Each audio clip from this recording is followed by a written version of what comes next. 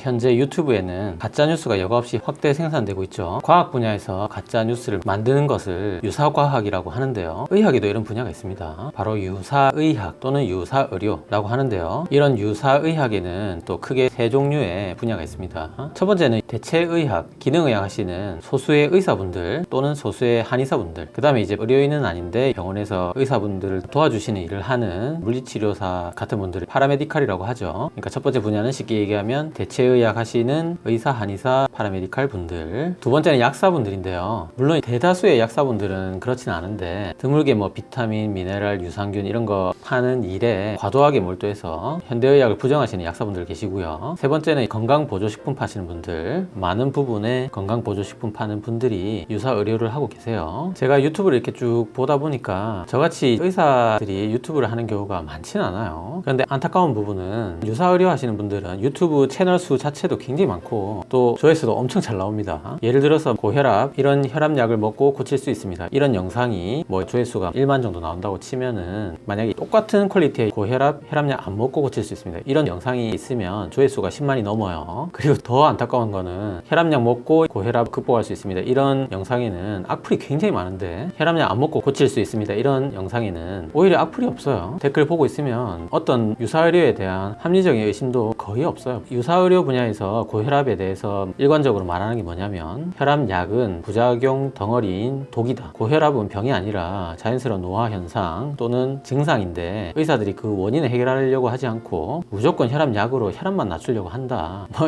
이런 내용이 거의 대부분입니다. 자, 지금까지 고혈압에 대해서 시리즈로 쭉 영상을 만들고 있는데 이제부터는 유튜브에 있는 이런 유사의료에 대해서 반박을 좀 해보려고 합니다. 처음에 이런 유사의료 유튜브 영상들을 봤을 때 이런 게 뭐 사실도 아닌데 사람들이 관심이 있겠나 그런 생각으로 대수롭지 않게 여겼는데 점점 시간이 지나다 보니까 관심 있는 정도가 아니고 굉장히 수종하는, 소위 말해서 이런 가짜뉴스에 자정작용이 전혀 안 일어나더라고요. 그래서 반박을 하려고 해도 또 조회수 때문에 어그로 끈다 뭐 이런 얘기 듣기 싫어서 참고 보려고 했는데 도저히 참을 수 없는 부분들이 너무 많아서 저도 뭐 유튜브 내에서 영향력이 1도 없는 유튜버긴 한데 그래도 누군가는 의학에 대해서 진실을 설명해 줘야 된다고 그런 생각이 들었어요. 결론부터 말씀드리면 우선 혈압이 높으면 저염식이나 유산소 운동 같은 생활습관 교정을 먼저 해야 되는 게 맞고요. 그래도 혈압이 안 떨어지는 그 부분에 대해서는 혈압약을 먹어야 되는 게 맞습니다. 최대한 혈압약을 안 먹고 혈압을 떨어뜨리려는 노력을 먼저 해보세요. 방탄소년단이 던지는 메시지가 있죠. Love yourself. 고혈압 환자분들이 자신을 사랑한다면 자신의 혈압을 떨어뜨려서 정상으로 만들려는 노력, 즉 저염식이나 유산소 운동을 열심히 하시고요. 이거는 혈압약을 먹든 안 먹든 심지어 먹는 중에도 열심히 해야 돼요.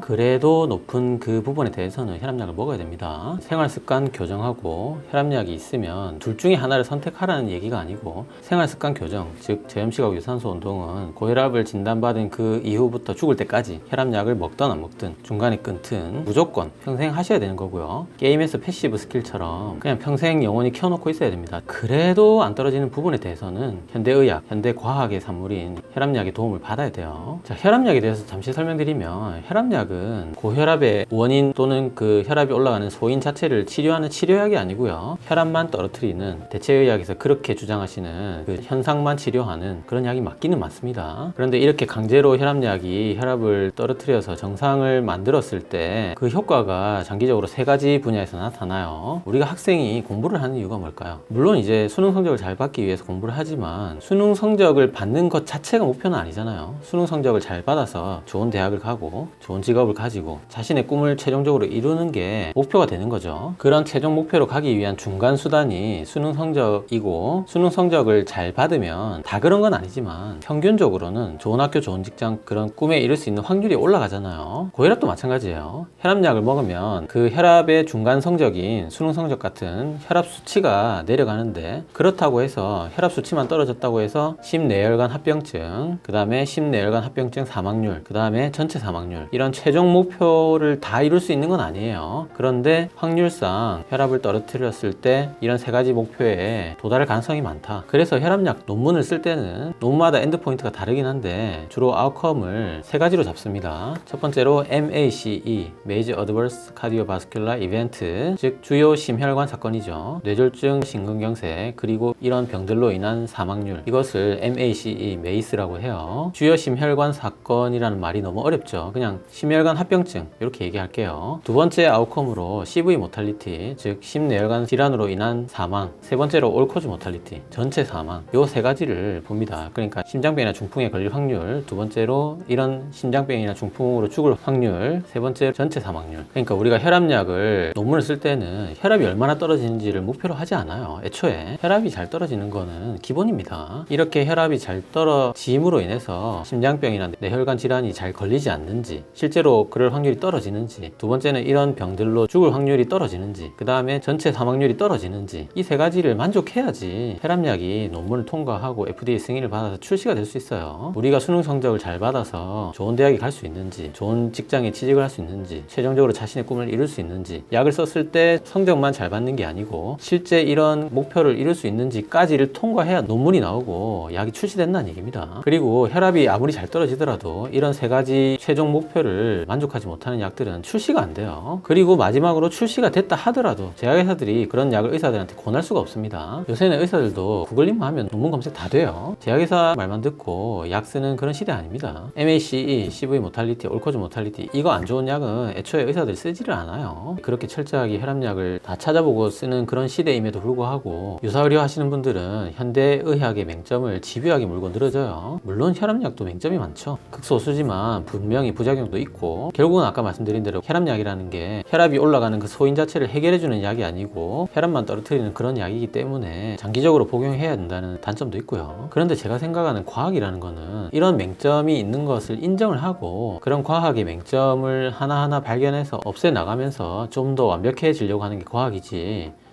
맹점이 있으니까 쓰지 말자, 이런 건 과학이 아니에요. 의학이 아닙니다. 모든 과학이 다 맹점이 있죠. 양자역학에도 맹점이 있겠죠. 상대성 이론에도 맹점이 있습니다. 그렇다고 해서 상대성 이론을 부정하면 안 돼요. 양자역학을 부정하면 안 됩니다. 지금까지 쌓아올린 과학의 업적을 전부 무시해서는 안 됩니다. 의학이 평균 수명을 100년 만에 30세에서 80세로 늘리고 영아 사망률이 50% 넘던 것을 1% 미만으로 줄였어요. 이렇게 줄이게 된 게 갑자기 어떤 약이 하나 개발이 돼서 어느 순간에 그렇게 된 게 아닙니다. 수많은 의사와 생명과학자들의 수많은 논문, 그들의 피땀 눈물이 있었기 때문입니다. 갑자기 여기서 뚝 떨어진 게 아니에요. 이런 과학적인 업적을 맹점이 있다고 해서 전부 부정하면 안 됩니다. 유사의료를 하나하나 반박해보는 시간, 오늘 그 첫 번째 시간으로 조환경님의 유튜브 채널 닥터 조슈아 조 채널에 올라온 SBS 퍼니에서 2014년 7월에 방송된 불편한 지실 메디컬 X 3화를 오늘 이 시간에 리뷰를 한번 해볼게요.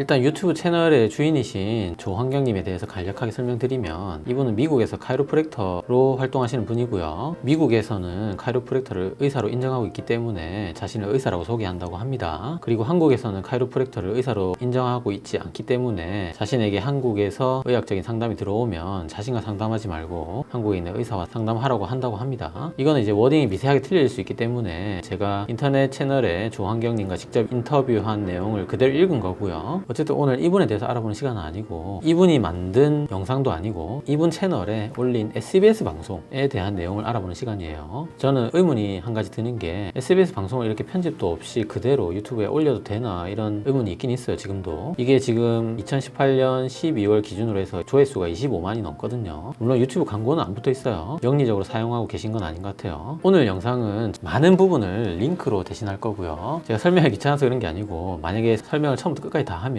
또 1시간 넘습니다. 안 그래도 영상이 매번 길어져서 좀 고민인데, 자, 영상을 보도록 할게요. 처음에 영상을 보시면 패널들이 3대3 구조로 앉아 계신데, 이 구조가 되게 이상해요. 제 기준으로 화면상에 왼쪽에 3분 앉아 계시는데, 제일 먼저 방송인 겸 가정의학과 전문의 겸 예방의학과 박사이신 여 에스더님 나와 계시고요. 내분비내과 남재현 교수님, 그리고 의학 전문 기자 1분, 이렇게 3분 계시고요. 반대 오른쪽은 MC분 앉아 계시고요. 환자 대표로 조영기 씨 나와 계시고요. 마지막으로 대체의학 교수님 1분, 이렇게 3분 나와 계세요. 여기서 대체의학 하시는 하시는 이 교수님은 제가 좀 더 자세히 설명드릴게요. 깜짝 놀랍니다. 꼭 처음 보면 마치 먹어야 한다, 먹지 말아야 한다 이런 대결 구도일 것 같은데, 그런데 자세히 보면 여에스더님과 남재현 교수님이 먹어야 한다 쪽이고요, 의학 전문 기자분과 반대쪽에 앉아 계신 대체의학 교수님, 그리고 특이하게 MC까지 3명이 안 먹어야 한다는 쪽의 스탠스를 가지고 토론에 임하고 계세요. MC가 중립이 아니라 한쪽에 서서 의견을 얘기하고 있다는 게 되게 이상하죠. 오히려 환자 대표로 나오신 조형기 씨가 중립적인 입장이에요. 보면 MC는 아니고요.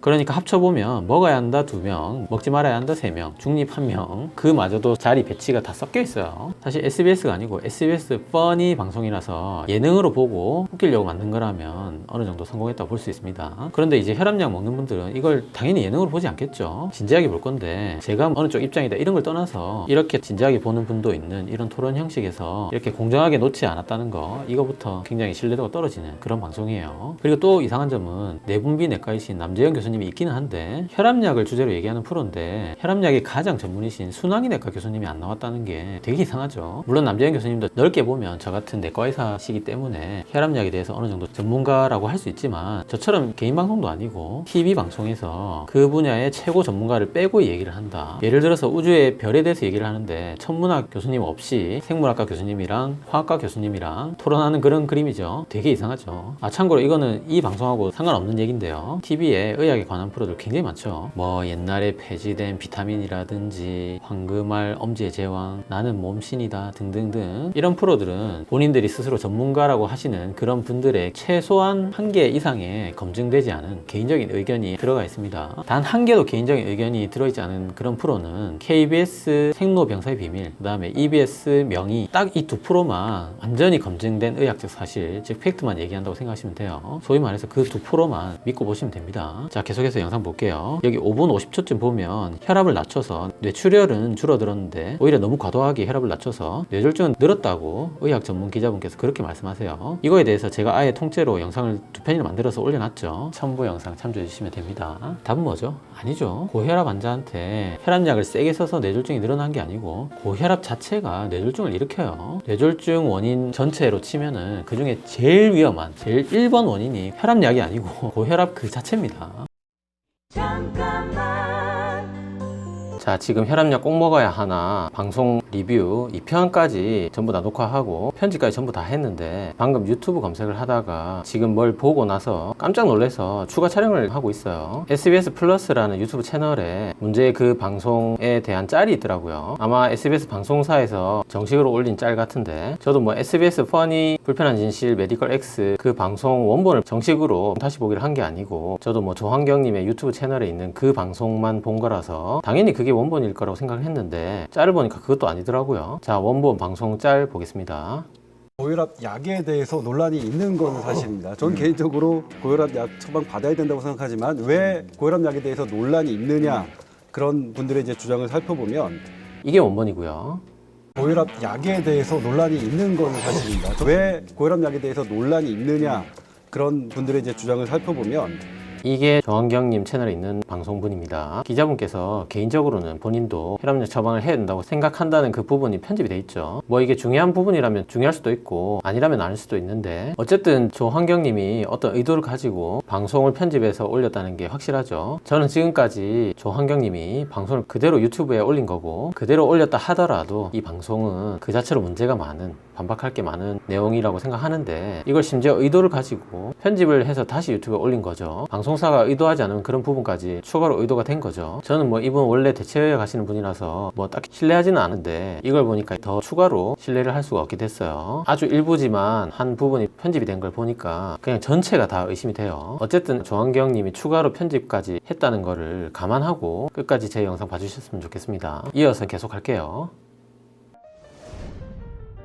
그 다음에 14분경에 또 조동찬 기자분께서 음모론을 한 번 더 말씀하시죠. 이거에 대한 답은 뭐죠? 음모론이 아니고 제약회사에 의해서 혈압 기준이 점점 내려가는 게 아니고요, 지금까지 혈압을 기준을 설정해 놓은 이 기준으로 충분하다는 파와 좀 더 낮춰야 된다는 파가 학회에서도 두 파로 나눠서 논문을 통해서 서로 토론하고 대립하고 있는 상황인 거지, 제약회사 로비 때문에 혈압 기준이 점점 내려가는 거 아니에요. 굉장히 이걸 듣고 있는 교수님들이 표정이 안 좋으신데, 이게 마치 여기 교수님들은 사실은 제약회사한테 돈 받아먹고 있는 하수인이고 가지고 제약회사 말대로 약을 쓰고 싶은데 지금 사실을 말하니까 마치 전곡을 찔려가지고 뜨끔하는 것처럼 보이는데요. 근데 그게 아니라 진짜 택도 없는 정말 음모론을 말하니까 떫은 표정 짓고 계신 거예요. 자, 그 다음에 14분 45초경에 MC분께서 혈압약 한 번 먹으면 평생 먹어야 된다고 말하고 계시죠. 근데 남자연 교수님이랑 여에스더님께서 그게 아니라고 설명해 주고 있고요. 근데 제가 보기에는 이 교수님들이 하시는 설명이 그닥 와닿지 않아요. 이 방송 보시는 분들은 못 믿으실 것 같아요. 이것만 보면. 이거에 대해서 또 제가 자세하게 영상 올려놨으니까 참조해 주시면 됩니다. 이것도 자, 답이 뭐죠? 혈압약 한 번 먹으면 평생 먹어야 된다. 이 말은 완전히 틀린 말이고요. 먹다가 안 먹으면 그냥 안 먹는 거예요. 정말 많이 설명드린 내용이지만 혈압약은 혈압이 올라가는 그 소인 자체를 없애주는 약이 아니고 혈압만 떨어뜨리는 그런 약이니까 먹다가 안 먹으면 다시 원래 높았던 그 혈압으로 올라가는 거고, 그래서 혈압약을 계속 먹으면서 정상 혈압으로 유지시켜 줘야 되기 때문에 평생 먹을 확률이 많다. 이렇게 정리하시면 됩니다. 그 다음에 20분 20초쯤에 보면 이제 본론이 나오죠. 대처의학 교수님께서 혈압약을 안 먹고 고혈압을 조절할 수 있는 방법으로 극단적인 채식, 즉 비건식을 제시하고 계시죠. 이게 이제 이 방송 전체의 핵심이에요. 뭐 대체의학에서 혈압약을 부정하면서 내놓고 있는 그 대안이 여러 가지가 있는데, 이 교수님께서 제시하는 거는 비건식이에요. 비건식이 뭐냐면 육고기는 물론이고 그 파생물, 계란이나 우유까지 전부 금지해야 된다고 하는 극단적인 채식을 말하는 거고, 교수님께서는 이런 비건식을 해야지 혈압이 떨어진다고 말씀하시는 건데, 이거는 그 다음 영상 비건식과 고혈압에 대해서 또 첨부 영상 참조해 주시면 됩니다. 근데 우리가 상식적으로 생각해서 뭐 예를 들어서 비건식을 먹는 게 정답이라고 칩시다. 비건식을 하는 게 혈압을 평생 정상으로 유지시킬 수 있는 정답이 맞고 이상적인 방법이 맞다고 가정을 해봐요. 현실적으로 우리나라에만 1000만 명이 넘는 이 고혈압 환자분들이 비건식을 모두 평생 실행할 수 있을까요? 비건식이 고혈압 치료에 있어서 완벽한 정답도 아닐 뿐더러 완벽한 정답이라고 해도 혈압약을 모두 대체할 만큼 현실적인 방법인지 의문이 들어요. 물론 채식과 비건식 그리고 고혈압, 혈압약 이것에 대해서 아주 자세하게 다음 시간에 영상을 또 올릴 예정입니다. 제가 지금 이 방송 100번 넘게 봤고 이제 태어나게 지금 다 알면서 얘기하고 있는 건데, 정말 이 방송 처음 봤을 때 정말 소스라치게 놀랐던 부분이 있어요. 바로 이 대체의학 하시는 김진목 교수님, 이분이